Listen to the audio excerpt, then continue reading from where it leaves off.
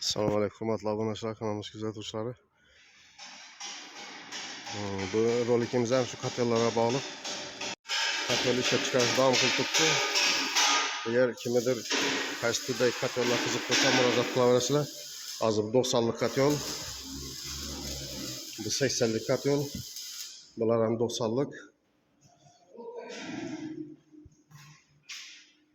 İçerisindeki turbası rastistik turba 20'lik. Yine içki tamamı ustalarımız işe tuttu. Zagadot yapılan materiallar hemmesi üçlükliyiz. İçkerisi bu. Bu taşkarısı.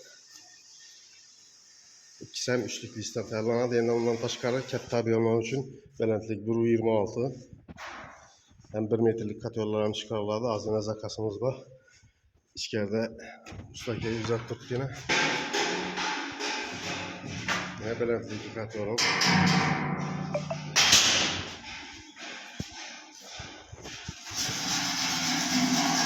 Kamil abi belentlik 1.26 nedir? Şimdi her kültürdeki 7.70'lik katyorlardan var yine. Her kültürdeki katyorlar